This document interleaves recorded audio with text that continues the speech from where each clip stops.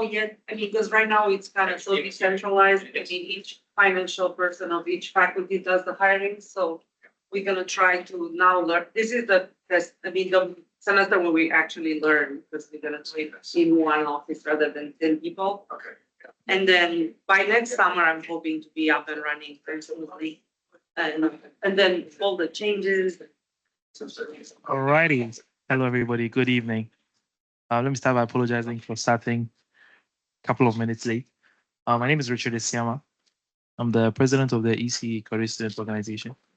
And a couple of months ago, we were at a Student Advisory Board meeting, and one of the student leaders mentioned how they often get bombarded with a lot of information about how to apply to grad school, but they don't even know whether or not to go. And that's a difficult decision that many of them have to take.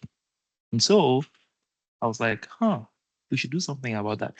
And so I started talking to them and planning with Lakshmi and the rest of the other student leaders to get this program to happen. And fortunately, we were able to put it together. We have a beautiful panel lined up. Dr. Daniel Mozan, who's an assistant professor. Yes, fingers crossed. Future, exactly, like 2 weeks. Dr. Daniel Mozan. We also have Dr. Daniela Staikulescu, senior academic professional, and Dr. Gregory Mahalik. Right, Mahalik. All right, thank you very much. And so for the next, I want to say 30 to 45 minutes, we have some questions that we're going to ask them.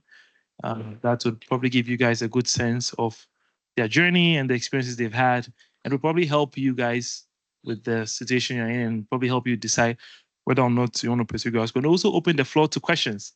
And so whatever questions that you have, please write them down. And we're going to have a couple of minutes for questions and answers. And at the end of it, we have food at the back.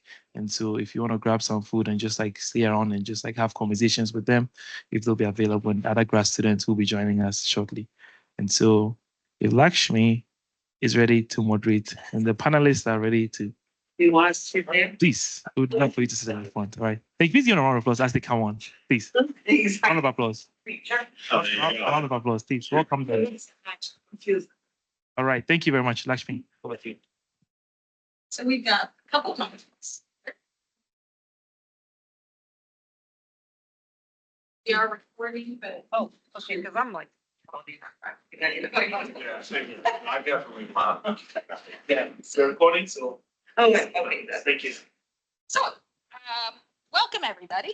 My name is Dr. Lakshmi Raju. I am someone who sends you a lot of emails. So if you see those emails, please read them because they're for cool events like this. I am the Director of Student Engagement and Wellbeing here in the school. What that means is I'm a resource and waypoint for you as students. I work on student initiatives and things like that. I'm also a product of the program. I did my undergrad and PhD here and just never left Van Leer. But I'm here to moderate this panel, so I'll be asking our panelists a few questions and then opening it up for everyone else. So we'll start with introductions if you want to explain your sort of how you got here as we go down. Okay, I can start. So, I'm Dan Molzon. I'm a professor in electrical and computer engineering. My background is in electric power grids. So I work on optimization and control problems quite a lot with the folks in industrial engineering. And so my background, I'm from Wisconsin originally. I grew up in Green Bay. I could talk the whole time about backers if you guys would like, but it's not really here. Well, that's what I could do. So did all my degrees, bachelor's, master's, and PhD all at the University of Wisconsin in Madison. Did a postdoc for 2 years at the University of Michigan. And then I spent 4.5 years at Argonne National Lab in Chicago. So it's one of the Department of Energy laboratories. If you're not familiar, there's 17 big federally funded or mostly federally funded laboratories that do all sorts of research, including power grid research. So I was in the suburb, well, we lived downtown and the lab was in the suburbs for 4.5 years. And then I started here 5.5 years ago. Yeah, so that's all I got.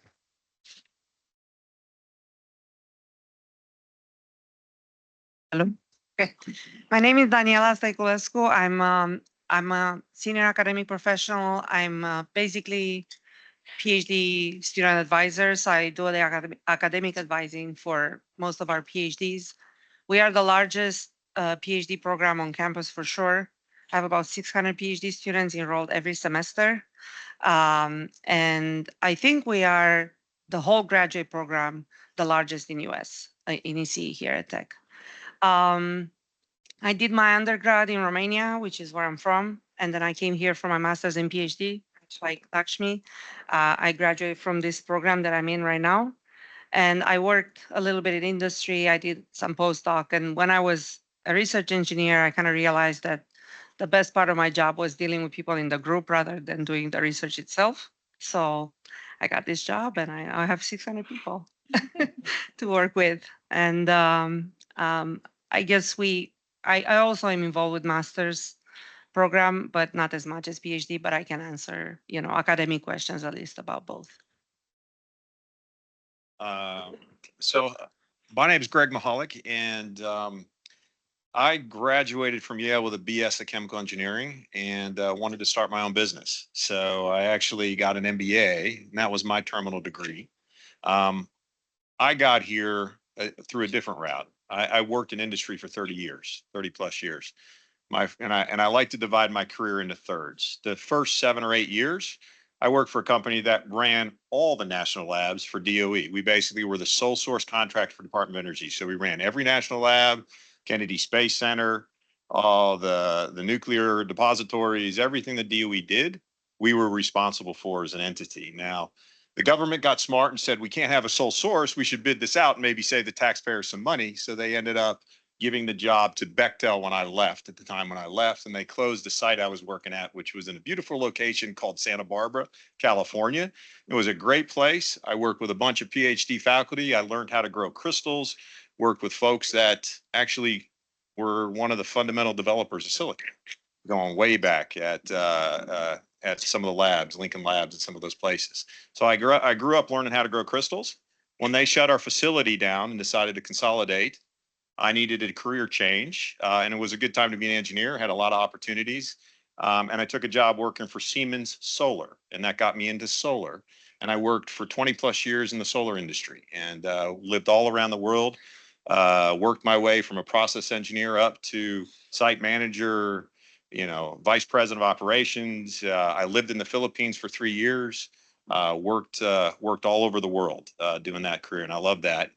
And then my last job, I was going to get out of solar, and I was going to get out of solar, but I got a call from a company called Solar City that was going to make the North America's largest solar manufacturing plant of Buffalo, New York. So I ended up saying, okay, instead of stopping my career, I'll join them. And what happened was Tesla bought them. So we were run by Elon Musk's cousin. And so I was working for his cousin, and Elon needed some cash because Tesla was burning through a lot of cash. So they acquired our business. And what was going to be a job in Buffalo turned out to every Monday to Friday plane trips to California. And I worked at the plant next to the Fremont plant in California for about a year till I couldn't take traveling anymore. Had a job locally here as a chief operating officer running a $100 million business. We make all the mats that you walk in across these doors. When you walk across the door and you see a scrape off mat at Subway, it has a name on it. We manufacture the mats here at a local plant. And Cintas would roll the mats out. We were giving them the Cintas. That job ended. The company went back, and I was looking for what do I want to do with the rest of my life because I had a nice severance package. And I decided to teach. I taught high school engineering for a year, lectured at MBA leadership and management at night, and volunteered my time here at Georgia Tech in the CreateX program. And that led to an opportunity to be a professor of the practice because there's not many of us. There's not many professors of practice roles. A lot of universities don't have a lot of slots. So the opportunity came up when they created this role here for technology entrepreneurship, which is what I teach here. I'm a required course for you if you're in the ECE group. And we put about 400 to 500 students through our program across a lot of different platforms. We teach here in Atlanta, we teach online, we teach the program in Lorraine and in Shenzhen while it's going on there. So that's kind of what I do today. I just got done doing a couple studios and got to hang around here and talk to you all tonight. Thank you all. So now just because this is focused on why students should be pursuing grad school or if it's for them, what did you gain out of your graduate school experience that you might not have gained elsewhere? So any of you want to go for that? Yeah. I can start. So yeah, So I saw this question from your email, and I was thinking about it a bit. I think a couple things I gained out of this undergrad school in particular. One is that was important was learning how to be wrong. So your whole undergrad, at least I think a lot of people's undergrad, certainly mine, you sort of learn how to be right? Like you sit down, know how to solve problems, you learn how to do it. You know, presumably if you're thinking about going to grad school, you don't hate your educational career, right? You've enjoyed it somewhat. And so you're probably pretty good at solving problems and getting the right answer. And that's great. That's what you should be doing as an undergraduate. When you get to grad school, I think the main thing I learned was you're going to be wrong most of the time. Like if you're trying to solve real world problem, like hard problems, most of the time you're wrong. And so you come up with some ideas, they won't work. You have to, and so learning about perseverance and just sort of how to make mistakes and realize that you've done something wrong and how to fix it and eventually work your way towards something that's correct. That I think was the biggest thing I learned in grad school. I was wrong most of the time. I'm still wrong most of the time, but I know how to try to be less wrong. I guess for me, like if there is an international student here, my grad school was coming to the United States and becoming a citizen and making my life here. And for I think it's just expanding not your knowledge necessarily into a field, especially if you're going to pursue a PhD. You're not going to do what you did for your dissertation in your career. It's extremely unlikely because you become an expert in something really small. It's very unlikely that you're going to work exactly there. But it's critical thinking, and it's kind of being wrong, and also collaborating and creating yourself a network, and it's going to support your career for the rest of your life. So for me, it was an interesting because I took some technical courses to get a master's degree, and I also did an MBA. So I was doing those the same time, and I recognized that I'm not really, there were some PhDs. I worked with about half of our employees at the time were PhD folks from MIT, Stanford, and it was that's where you got to get to. But I quickly realized that that wasn't my pathway. That I was more business inclined, more interested in how businesses worked. So I took a couple technical classes in a master's program and realized I would rather do an MBA. And so for me, it was kind of finding myself, figuring out what did I want to do, what did I enjoy doing, and I love the fact that we were located right by UCSB, which has a fantastic material science program. So I got to take some pretty cool technical courses, but also had the ability to take an MBA program while I was working there. And the other thing is who I was working for paid for my tuition. So that was also a really nice benefit. Well, another similar question is, how did grad school differ from undergrad in that the challenges are a little bit different? You answered this a little bit, but if anyone wants to expand on how it's different from grad school. I mean, I think a large part of what makes it different is both the way that I think a lot of faculty teach it and the way that I think it should be taught is much more open-ended. So in undergrad, when I teach the undergrad power engineering classes, I'm going to guide you through everything. Like we're going to sit down, here's the pathway, here's how you solve the problem. Then I'm going to examine you on that problem. I mean, it's very much more structured in that sense. Usually if you're doing a master's degree, and certainly if you're working on a PhD, it's much more open-ended. We'll give or at least I think many of the classes have much more open-ended course projects where, I'll leave you to water and then you guys get to decide how much you drink on any one individual topic. And so from that point of view, it's really important to be, hopefully you should be going to grad school for something that you're really excited about and really invested in doing, because it's up to it's sort of what you make of it. It's going to be your choice as to how you invest your time, much more so than I think in an undergrad position. Yeah, I also think that, undergrad, you're going to have to take pretty much, I don't know if it's half of your courses are the ones that you have to take. Whereas if you go to grad school, you can focus on what you love doing as an undergrad, so you can deepen your knowledge in an area that you actually enjoy. And then a coursework-based master's program is a little bit I would say not that different, except for the focus. Many people are scared of grad courses. I don't think they're necessarily harder than undergrad. It's just they're more focused. So you need to be more, you have to have a good background in taking the class and then just, do something that you love. But for grad, you literally have so much freedom in what classes you choose. You should be in a place that you love. But research is a different, even if you do just a master's thesis or PhD, you're gonna get into completely different, territory, and it's super exciting. It can be frustrating, it can be hard at times, but it's extremely satisfying when you get it done.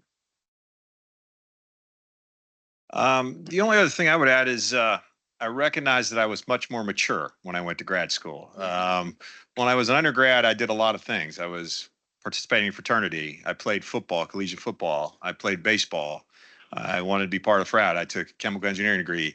It was a lot of work, as you all imagine, as your undergraduate work. And it prepared me for the next steps in my journey. And so when I did go to graduate school, I was going with working professionals, people that actually did what they did for a living sometimes, and some of the others were students. So it was a nice combination of recognizing what it actually takes to be successful. And I had been working for a couple of years, so I understood what it meant to be an employee at a technical company.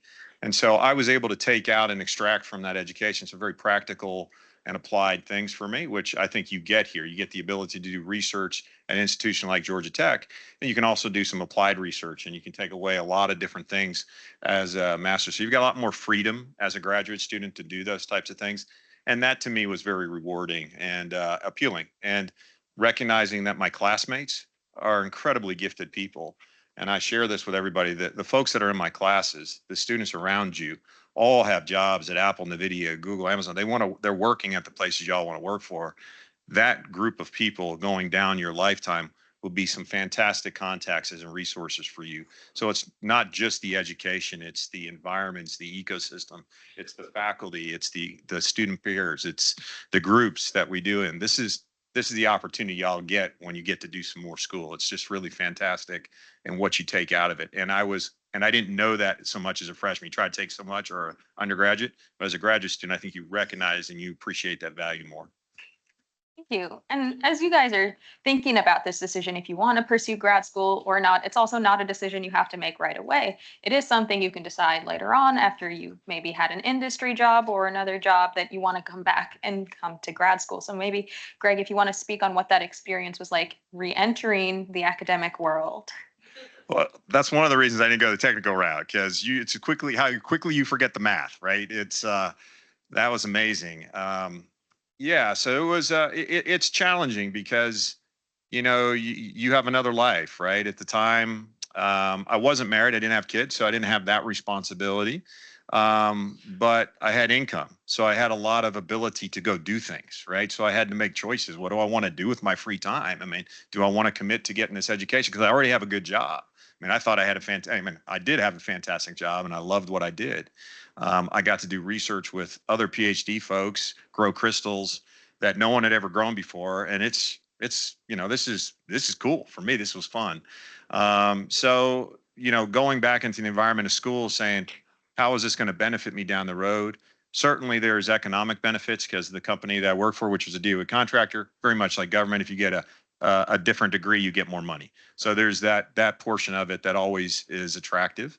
But the other thing for me was, it was that ability to network and to see what other people were doing. In the area that I worked at, there was a lot of other contractors for the government. There was a Raytheon facility. There was another couple other big companies that would pay for those folks to do it. So I got to, see what's going on at other businesses that are affiliated with my career choices, right? Right across the street was a memory service. Literally, the parking lot across me was somebody making memory chips or memory stuff. And one of the jobs I could have taken after the Coma Kill was going across the parking lot to end that job. But I wouldn't have known that had I not been able to network throughout the program. So that's why it was a little unique. Yeah, thank you.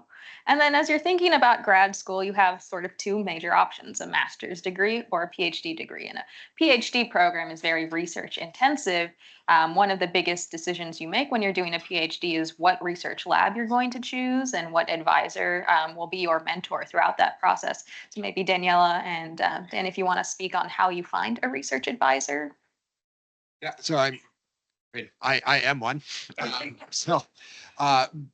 For me, when I was an undergraduate student, I ended up staying at the same university. I was at Wisconsin from undergrad and stayed for my PhD and a master's and PhD there. And I had met my advisor he had just sort of started at Madison the year before when I was a senior, so about to graduate. And I talked with Bernie. He was, doing exactly the sort of work I wanted to do, was doing really just interesting stuff. And I knew he'd be, I took a class with him. I knew I'd get along with him. He was somebody that I still enjoy, count as a close friend. And so that was sort of my path for finding my advisors. I'd taken a class with him and I had experience working with him that way. But I think there's, multiple ways you could try to do that. I think here, a lot of students find advisors through classes they've taken. I mean, that's one, you have a lot of time with the professor.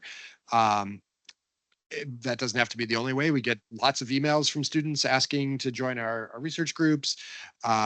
That's not a bad idea, although don't be too upset if people don't respond immediately. I have not responded to many of the emails in my inbox right now. But if you can try to set up a meeting or stop by a professor's office, that's, a nice way to try to express your interest. Yeah, so for me, when I got admitted here, I got admitted with a GRA, with a graduate research assistantship, which means I already had an advisor, but thankfully it was an amazing one. But I am dealing with all these students that I have now as PhDs that many of them come like I did with an advisor already chosen, but many of them have to find it while they're here. For you guys, if you apply to the PhD program, you're already here. You have opportunities as undergrads to do research, whether through the ORS program that we have or directly with a group. You don't have to be in ORS. I think it's great to be in it, but so you have a great opportunity to know people already. You maybe took their undergraduate courses, you did really well in them. So for you you have such a huge advantage over the people coming from other countries or from other universities here in US. So if you have in mind a PhD program or a master's with a thesis option, you can start working early on kind of starting developing relationships with professors that you're interested in. I'll say certainly that's a fantastic pathway if you're here and you want to stay here, which is a great place to be. You should consider staying here.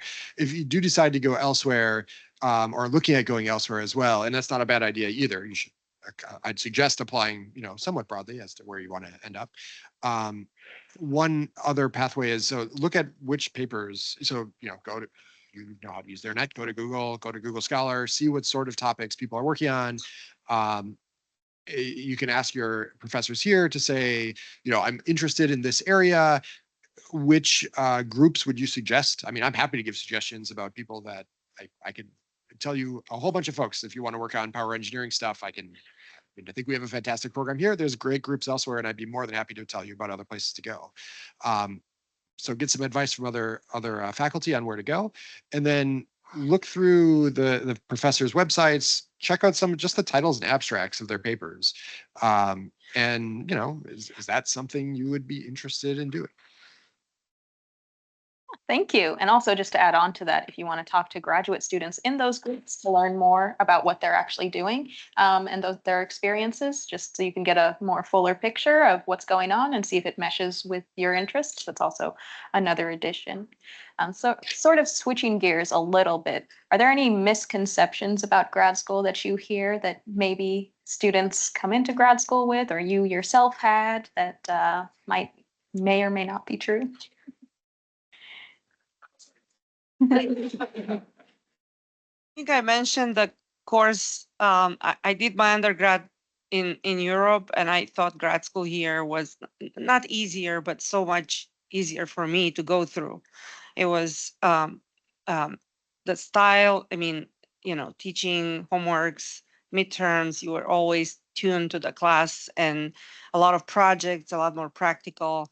So, but even compared to undergraduate here, I think I don't think the graduate courses are harder. And it's been actually some of our grad students take undergrad senior level courses and the grading curve is tougher. It's harder to get an A, and it's not going to be easier.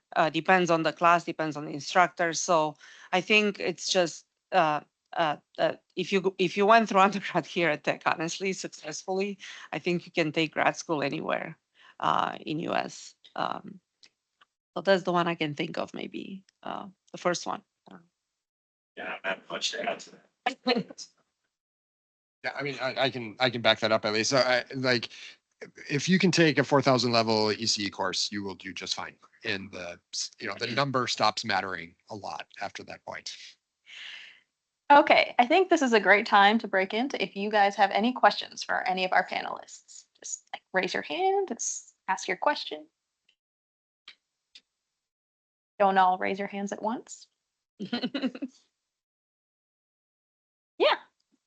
I can ask, what made you want to become a professor? No. Yeah. So That's very different than a PhD. That's a big step. right, yeah, like doing a PhD does not necessarily mean you become a professor, or that you have to want to. Like, in fact, I know. So you're very fortunate in an engineering discipline where that is not the case. There are fields. I have friends in political science and in other communities where, you ask, well, why did you become a professor? And they say, well, that's the option. Like, there's not a lot of other options for a lot of degrees, but you kind of go in knowing that. Right. Whereas here, there's a lot of opportunities, right? So you can get a PhD in electrical engineering. And I mean, I was not a professor right away. I worked at a national laboratory for a while, a DOE lab. And a lot of my peers, so when my cohort of students that finished our PhDs around the same time, we all did that. One went to an industry, I was at a national lab. And so, yeah, you certainly don't have to go into a faculty position. For me personally, I knew that in the middle of my PhD program, I knew that that's what I wanted to do, was eventually to become a professor. I enjoyed teaching. I was a graduate teaching assistantship or assistant for part of my time as a PhD student. I really enjoyed it. And so I like being on a campus. It's fun being around students. And so this I knew was going to be kind of my long-term goal. I wanted to establish a research program first. And so I went to the national lab, then you don't have to teach immediately. I mean, people do, you can go teach at sort of neighboring institutions. But it really gave a nice chance to sort of form a foundation of a research program before starting a faculty position. And then there was some really nice opportunities and openings around 2018. And so I applied, and here I am. Yeah. Sure. Yeah. My father's a faculty member at South Carolina. Has been an academic for 20 plus years, 30 plus years, been a dean of school, been at a lot of different universities. So I grew up around college campuses. So for me, this is kind of like home, right? It's fun to go to football games, fun to do baseball games, the events, just the campus. It's just a nice environment to be around. So I always thought, after I had a professional career and I did the corporate world for a long time, I was like, what do I want to do next? Well, I haven't done teaching. So, how do I get back in there? So I looked around to see how, talk to people about professor of the practice roles, opportunities to get back in academia.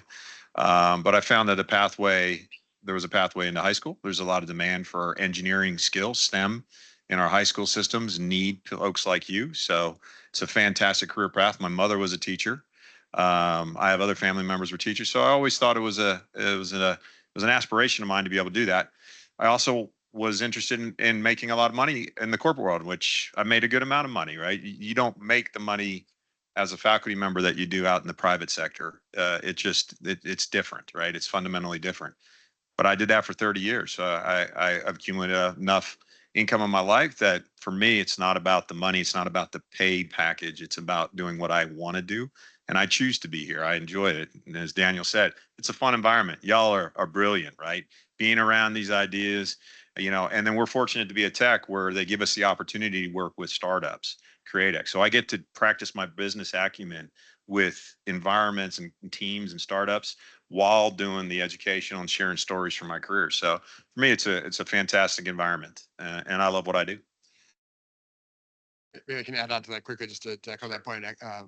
Is that so if you do want to become a professor, or that's the path you want to go down, what is surprising I could do literally anything I want. I mean, as long as it is legal, and to fund me, which I have to convince some funding agency to fund me. But even then, there's so much flexibility. I mean, as an example, so I have a VIP team. This is a really nice part about Georgia Tech. I mean, other places have these VIP teams as well, but I think it's a really a nice feature here. And so I'm building video games about electric power grids, which is I was on one of my first teams. And I don't know anything about building video games. I know a lot about power grids. I know nothing about running a software development shop. But I'm doing that. And, I'm figuring out along the way and certainly making a lot of mistakes, but trying to get better over time. And I don't know any other position that will let you with zero experience. Like I have no background in making video games. Be like, I can go to National Science Foundation and say, hey, I know a lot about power grids. Can you fund me to make video games? They say, sure. And I'll just add on to this. There are a lot of different ways to come back into academia. All of us sort of attest to that. We're all sort of different roles here in academia. So lots of different ways that you can do that. Any other questions? Yes. Yes, right. Question. So I'm a PhD student currently, but I've considered getting an MBA strongly. And so the question is for both of you. How was getting the MBA, or when you look back, what would you say was the most significant way your MBA helped you in your career? Is it still helping you? That's number one. So Dr. Mozan, because I also am pursuing a PhD route like you.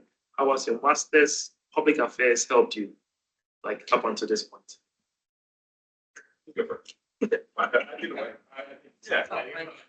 Sure. So I think fundamentally it was the financial and accounting aspects of business, right? It was thinking business acumen, thinking like what a successful business is. And it's amazing to me. I asked my master's students, how many of them have an accounting or finance class and they're going to graduate from Georgia Tech with a master's degree? Can they do a simple return on investment, a net present value estimate, which every project you will ever get funded will have been assessed by? And most of them say, no, I haven't had any kind of experience with that. So fundamentally, that to me is the biggest takeaways is I can understand what is publicly available information on the market. And I give you a great example, like where do you want to work someday? Yeah. Yeah. Bang, company like Apple, Google. Have you looked up their financial statements every quarter? Have you listened to an earnings report? No. So when I ask my students, where do you want to work? I said, well, have you listened to a financial report that they give every quarter? Because they're telling you what they're doing. But more importantly, you can tell whether that company is healthy or not. And what I teach is technology entrepreneurship, because when I started, none of the companies in the FANG existed. So how do I exist if none of those people were there? It's amazing when you look at the rise and fall of the companies that you have to be entrepreneurial in these businesses and you have to be able to figure this stuff out. And so I tell the people, is the revenue growing? Is the revenue for Apple growing or not? And if it's not, they're going to make decisions, right? They're going to cut programs. They may be reducing things. Or they're going to be looking for innovative, creative ideas. Maybe that's a good environment to be in. But are you missing an opportunity? Because in 10 years, those FANG companies won't be the top companies on the planet today. They're trillion-dollar companies. But if you look at the rise and fall of companies, IBM in the day when we were there was the place to be. GE was the company to be. Literally, if you're a Georgia Tech student, that's who you aspire to work with. Nobody says that to me. When I ask, where do you want to work? Nobody says those two companies to me at all. None of them. And it's amazing. And if I reflect 5 years ago, it's changed to more to a NVIDIA type to the stuff. And this is where I think you learn is the importance of revenue and health of a business and how you can better yourself. When I was doing my technical work on my board, you would see all our competitors. I'd have all their financials and I would listen to all the reports. I knew what our competitors were doing in solar. I knew how healthy they were, what they were working on, what projects they work on. I'd encourage you all to stay that in touch and that in tune with the industry that you are subject matter experts in, also be business matter experts in those businesses and entities. I'll take the second half of your question. So I have a master's of public affairs degree, which is it's sort of it's not exactly the equivalent, but it's somewhat equivalent of an MBA except for governments.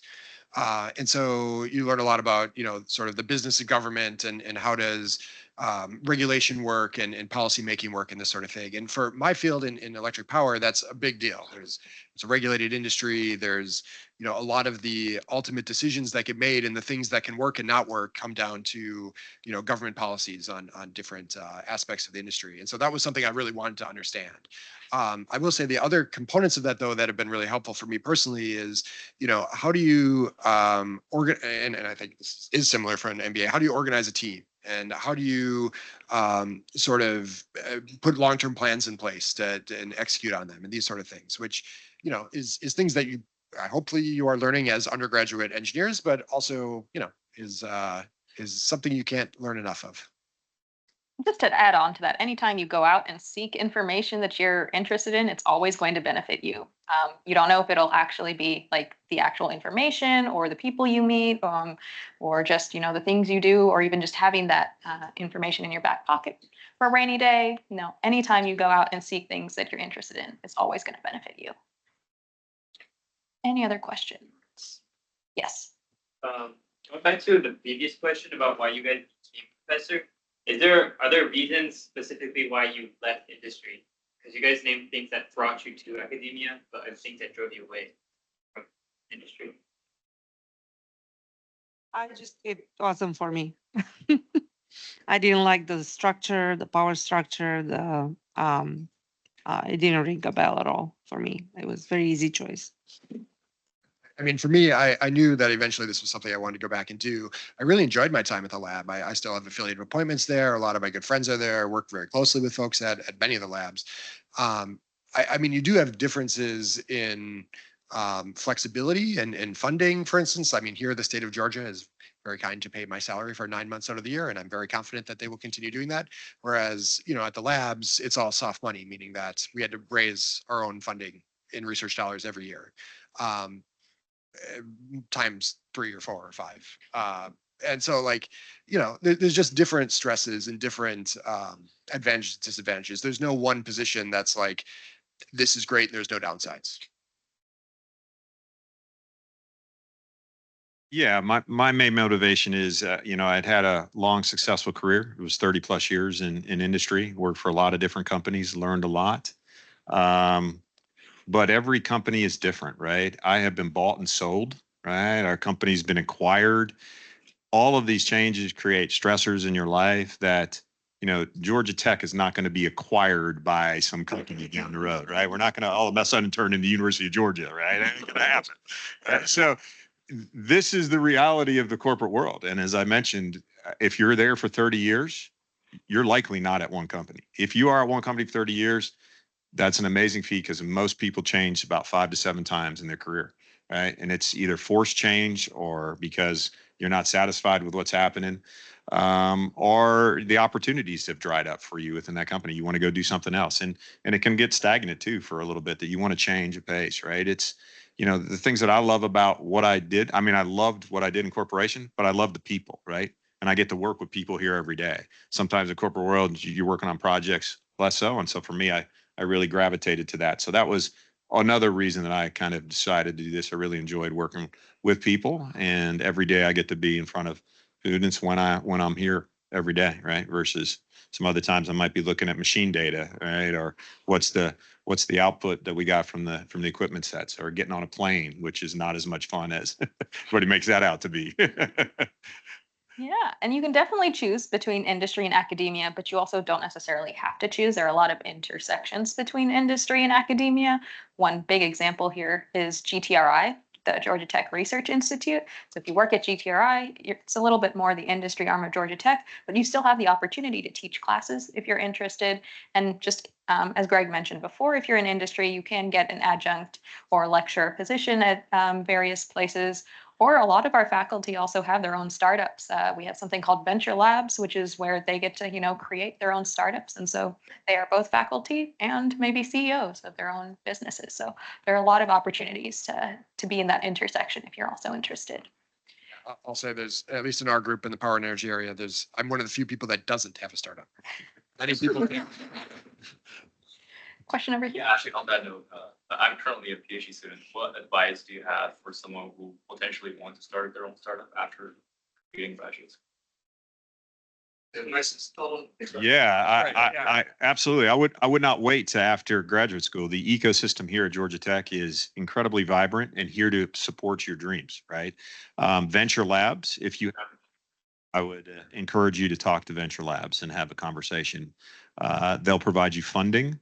And most of the teams that I work for that were PhD driven, they recognize that your goal is to get your PhD, right? And so, but along that journey, you may be setting yourself up to be successful for your startup and working on something where you have a contract walking into a contract, which is very powerful for startups because it's the hardest thing to do is to make that first dollar. And if you have something that you can do because you've had the opportunity to do that in parallel of your PhD, it's just incredibly powerful. And it's, again, it's because of the ecosystem that supports here that the university is supportive of you being an entrepreneur here, as well as getting your PhD. There's also CreateX for both undergraduate and graduate students. And as a PhD student specifically, there is a Tiger program that you might be interested in looking in. That's like a collaboration between the business school and your engineering PhD. And I'm not, you know more than me, Greg, but I know there's also opportunities at National Science Foundation, other places that are intended to support PhD students doing entrepreneurial activities. Excellent question. Any other questions from our audience? Yes. How you should decide what you wanted to do for your PhD?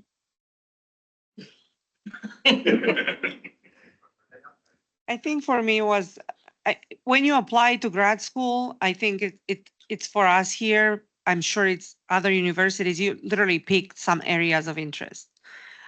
You must have, after your experience as an undergrad, and if you come from a different background, we have students that come here to the PhD. They did undergrad in chemistry, physics.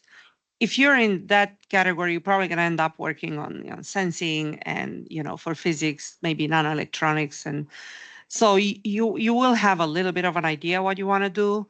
If you're that broad that you're not sure, I would recommend start with a master's program first and maybe try a little bit to kind of start meeting faculty and get into the environment to see what resonates with you more.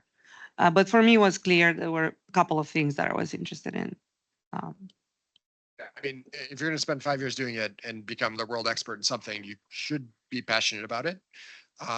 That doesn't mean you have to know exactly what you want to do. I mean, I remember for me, it was, I knew I wanted to work in electric power. My family was, my grandfather's a power engineer, my dad's a power engineer. We'd go on vacations to, coal mines and copper mines. And this was, I mean, that wasn't the vacation, but then we'd stop there along the way. We saw a lot of power plants and this sort of thing. And so I mean, I knew that this was something I wanted to do. And so then people start asking, okay, well, what within that area? Like you can't just be, you don't get your PhD in power engineering, you get it in, you do something specific, right? And so it was like, all right, so I want to do something in power systems because I really enjoy mathematics, computation, algorithms, and that was an intersection that made a lot of sense. So right, okay, I want to do power systems. Then it was, well, what do you want to do in power systems? Do you want to do, steady state analyses, optimization, economics, control, dynamics, modeling? There's all sorts of, and so eventually you kind of, as you go along, you keep figuring out what it is you're most excited about. And then during a PhD, you really focus down on that thing. After you get your PhD, then you're able to sort of start broadening out a little bit more and be able to say, okay, I did this. This was my dissertation work. Hopefully that sets you up with like a launch pad for doing all sorts of things in the future. So that's, And- that worked for me. And also very important, there is absolutely no crime in coming here and changing your mind, going into a different direction. You come here doing one thing and then you take a class and you're like, wow, I really like that. And changing even your advisor, it's not easy. It's not something we encourage easily, but if it's something that's really wrong there and you want to go a different path, it's not a commitment for 5 years the way you come in. Just No, to- I know many students that have changed advisors or changed areas and have done very successful.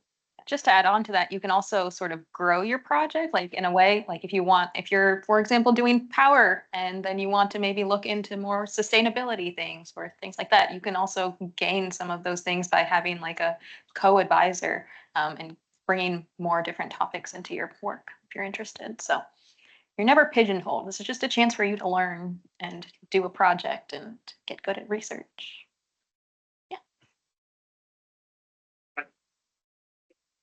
You mentioned you had a very illustrious career in industry, well, very successful career in industry. I want to know, when you look back, what do you think was the most important thing that helped you rise through the ranks?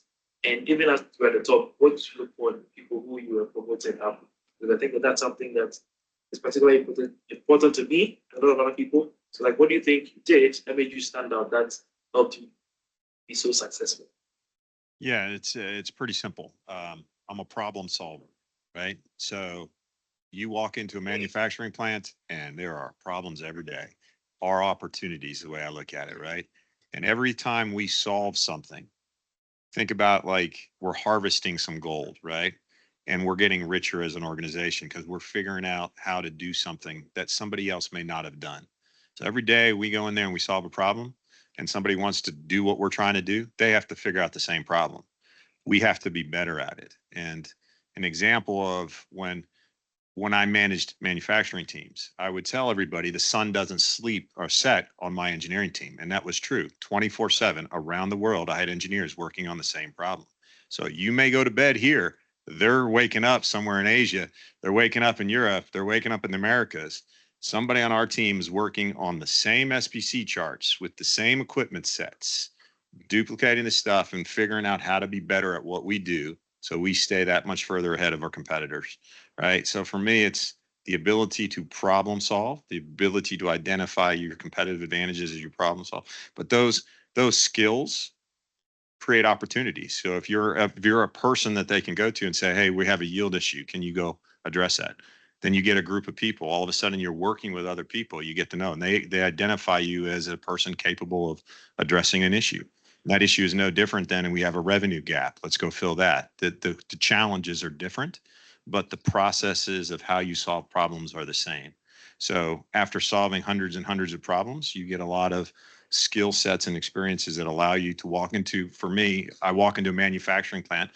I call it the hum of production. You can hear, you can feel, you can see, you can touch, and you have a sense of how well that plant's running, right? How well everything's are going on. And that's kind of what happens over time is you get that in tune with what you do for a living, right? And that's kind of how it was. And so the people that got promoted were in tune with the problems, were able to be good problem solvers, and were able to take big projects and get them done if the company needed to, right?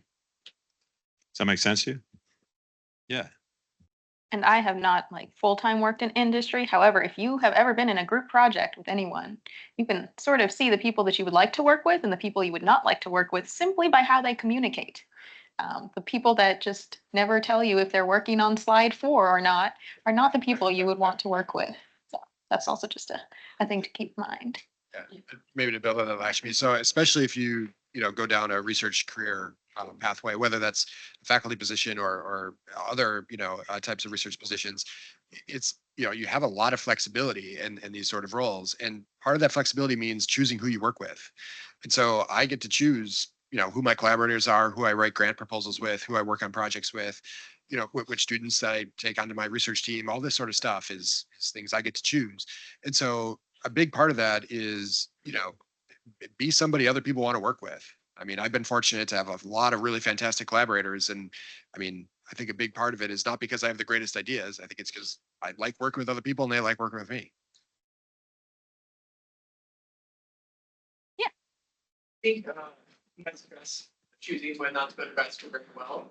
I think there's a number of students here who are trying to decide between doing a master's degree or like a master's coursework, a master's thesis, or a PhD. What would you say to like guide them between those choices? Like, hey, how do I know if I want to do like a master's coursework or a master's thesis? Like, how do I decide between those two? What criteria, what critical characteristics do you see when choosing those decisions?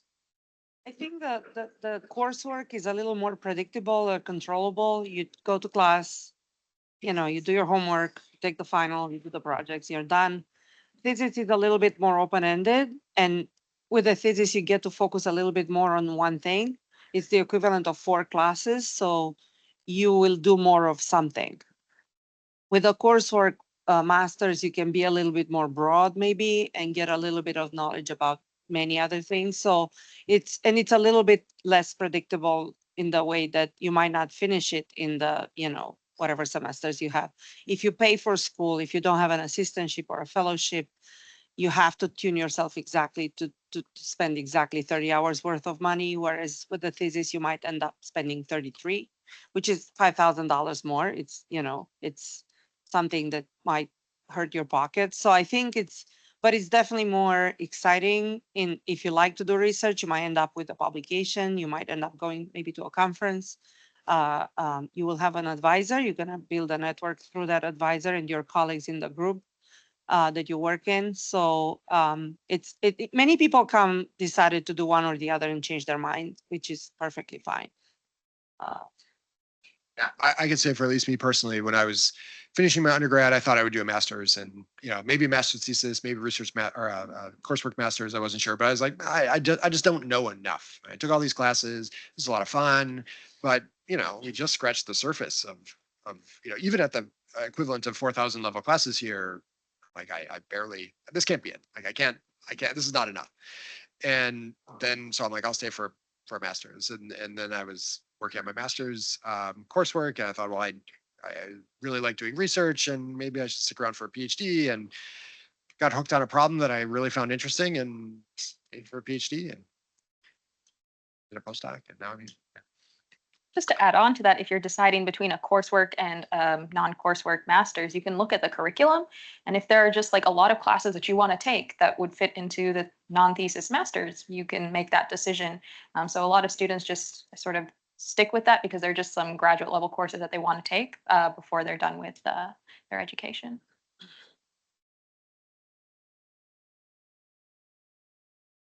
Yeah, when you talk about money, I mean, you will make more money if you go to grad school.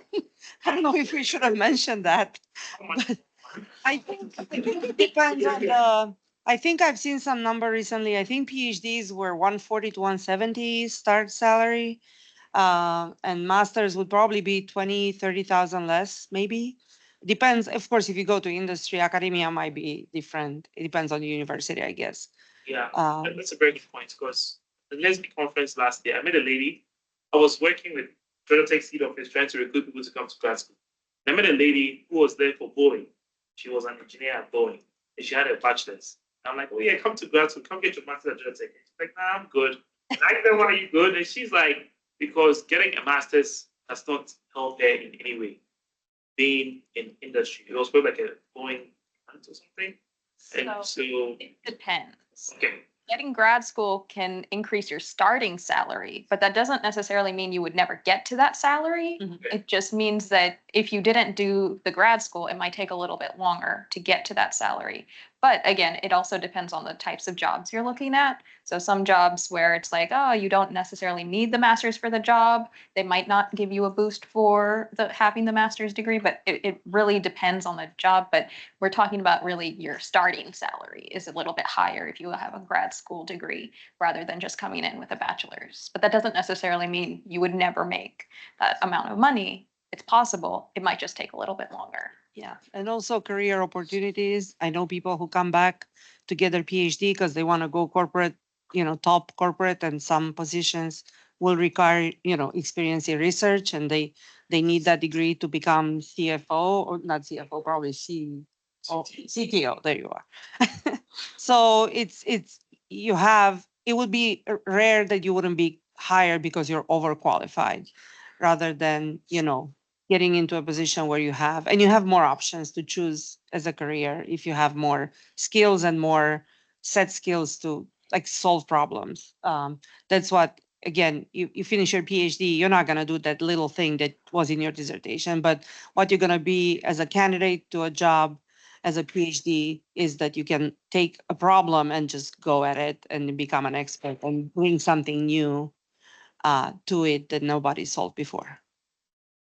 Yeah, I'll say, I mean, there's a monetary aspect, which depends on the industry, depends on your, what exactly you're doing.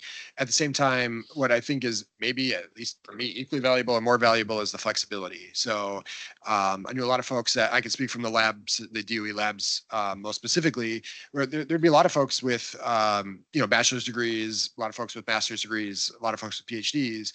And, you really had to get, if you wanted to have the same, ability to lead projects and conceptualize projects and implement them and be the PI in some sense, although that's, I always want to be the PI because then you have to do administrative things, but like to be the sort of person driving the work, you didn't have to have a PhD, but to do an equivalent sort of level of technical detail, you would have to have been a master's degree holder with much more experience or a bachelor's degree holder with much more experience.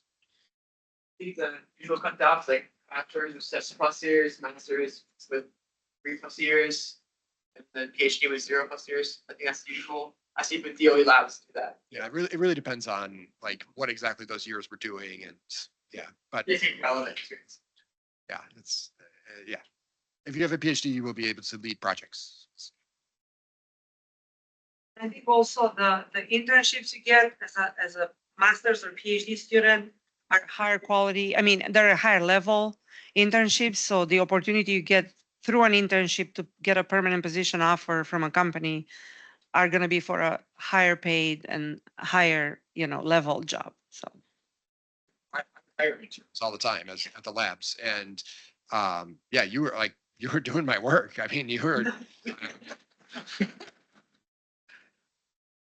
There's a question. Do you think it could potentially be, or do you think it could potentially be bad if you're entering a PhD program with the mindset of making more money on the way out?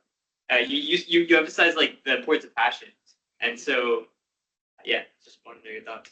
I mean, you should be passionate about the topic you're doing and then want to make a bunch of money. I think that's fine, but I would still want to don't go into doing something that's my opinion, but don't choose a topic just because you think you will make a lot of money in that topic. Yeah. You should like that topic.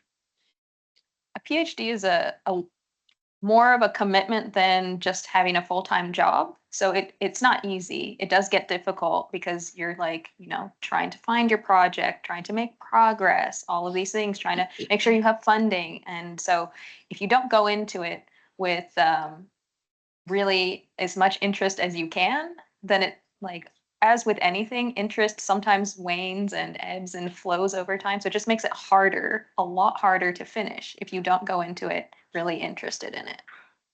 Yeah, because most of the time you're going to fail. You're going to fail a lot. And so you have to be interested enough to be all right, this didn't work the last 9 times, the last 9 things I tried didn't work, but I'm going to try the 10th time. and also, you're going to be paid not that much for those 5 years. So you have to account, how much more you're going to make in 5 years that you're going to be 5 years. There are no benefits. So it's a rough time. No benefits in terms of dental. No retirement plans. Any final questions?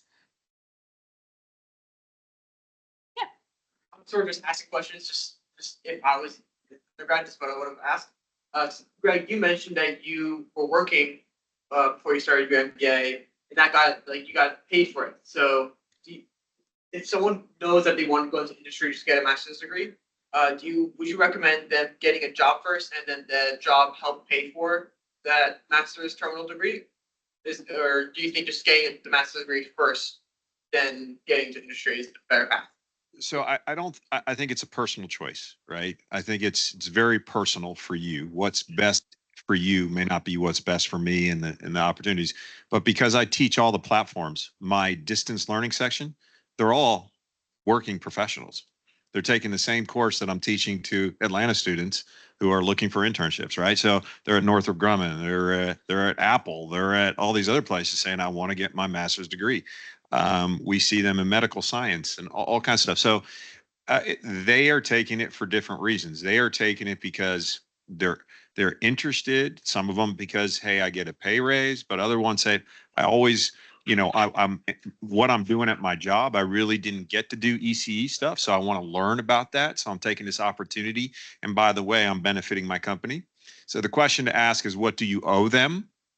There are some companies that say, it's okay, you're good once you get your degree because we've gotten what we need from you while you're getting your degree. But there's others that say, hey, we pay for this, you owe us your tuition in over 2 or 3 years, right? And that's what you'll see typically at the national labs or some of the other defense contractors that follow very similar rules. Is you just owe them that many years.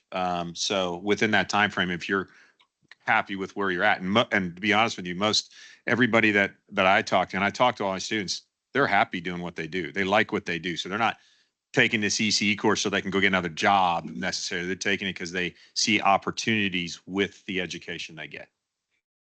I'll maybe just add, so I went to school full time. I wasn't working and going to school, but my wife, also girlfriend at the time, but now my wife was going to school full time or school part time for a master's and working full time. It's really hard. It's like really, really hard. I mean, you know this, Cameron. Yeah. So, I mean, I credit all your students. I've had students doing this as well that work full time and go to school part time during their bachelor's. And I mean, I have a lot of give them a lot of credit for doing that. It's really hard. Yeah, I mean, we advise them, we have about 120 students in the distance learning program. And I mean, imagine, you did work for a few years and your brain is doing something else, right? You're using it, and then you have a job that's 40 hours, but probably more. And then, a family at home and you also want to sleep, and it's a sacrifice, and it takes 3.5 years because you're not going to take more than a class a semester. So if you have this long time investment, and if you maybe find how it works, many people give up after one semester, just not because they wouldn't be able to do the master's being here full time, but it's tough. There are also fellowships that can help you pay for graduate school. Some of them are through government programs like NSF, NIH, DoD, but then there are also industry fellowships where you can actually start master's programs, maybe do an internship with that company, and then you work for them after you get your master's degree. So lots of opportunities. I will say there are more fellowship and funding opportunities for PhD students if you're just going straight into the program than they are for masters. Anything else? Yes. I have a question for Professor Vincent. So why did you choose to be a professor? I mean, I see that you have an experience in industry. Maybe you are engineer at national lab, but what drives you to be a professor at last? Yeah. So part of it is going back to what you said earlier about your family, Greg. So my one half of my family is all engineers, power engineers. The other half is all teachers, and so I grew up around a lot of teachers, and so I've always enjoyed teaching, and I enjoy being able to communicate ideas to people and this sort of thing. And you can do that at the labs. Like, I mean, I had affiliate appointments at places, and you can go do that. But for me, I think one of the main things was I didn't have my own students. They were always interns that I would bring in or postdocs or other but it wasn't students that I sort of trained myself. And that was something I wanted to be able to do. And I also just enjoyed being around undergrads and teaching classes and this sort of thing. So teaching was a big part of it. And then also it's an additional degree of flexibility. So like when I was at the DOE labs, you do have a lot of flexibility. I think a lot of flexibility compared to a lot of industry positions, but not nearly as much as I have here. So I have a very captive workforce, which is you guys. It's great. And so I can do much more exploratory things.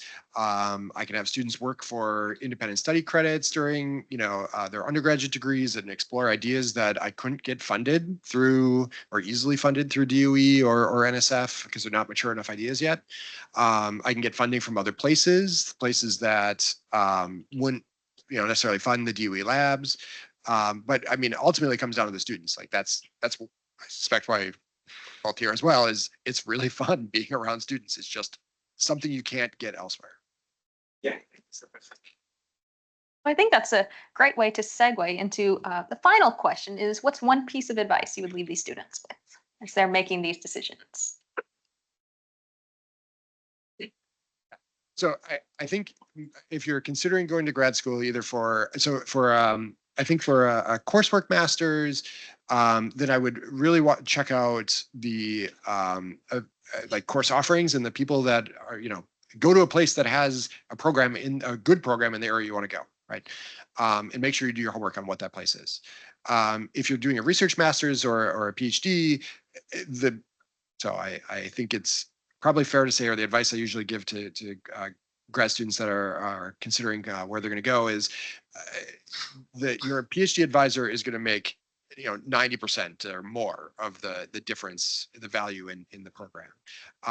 If you get along with your advisor, if you have similar working styles, if you are working on things that they find interesting and vice versa, then you're gonna have a great experience.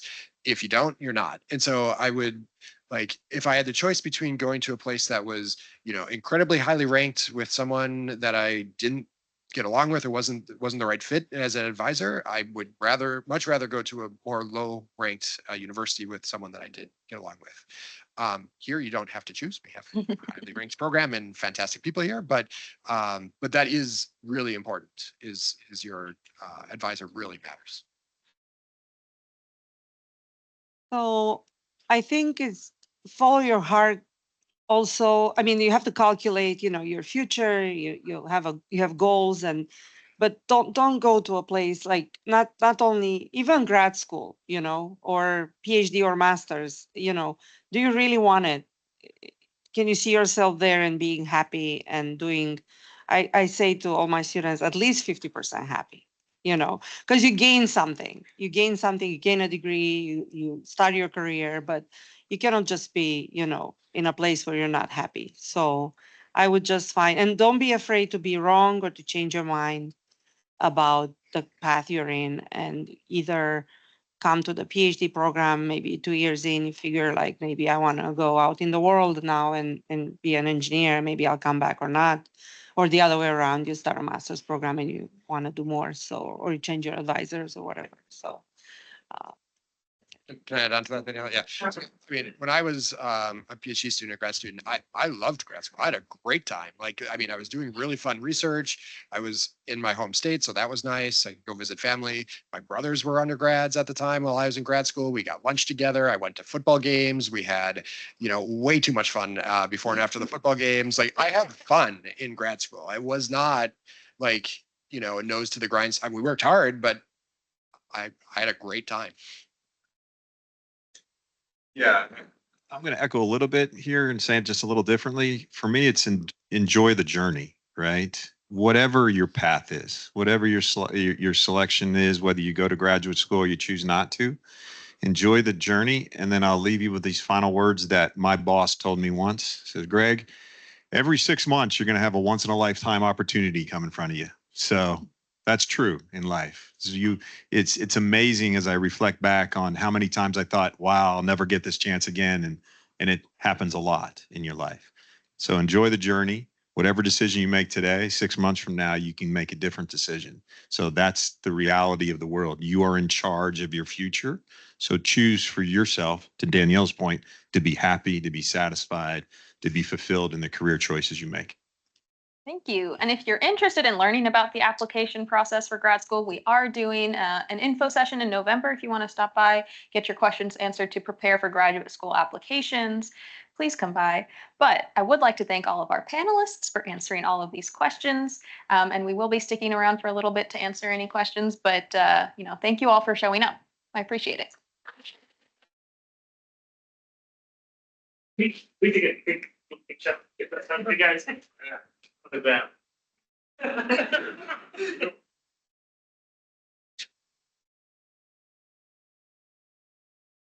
You guys coming? Yeah. You want to arrange it differently or you all good? Want to get rid of the chairs?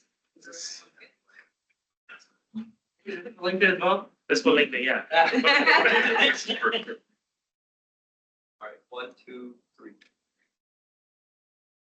Nice. Wow, Thank you. good to you. Thank you. Okay.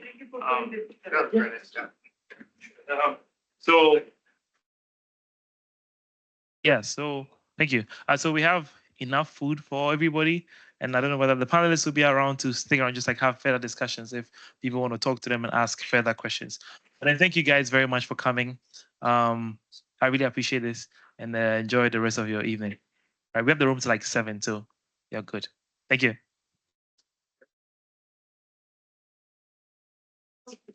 Sure, thank you. That's a question. Thanks, Lee. It was amazing. Thank you. Yeah, if you do it, you send your advisor, but you are here.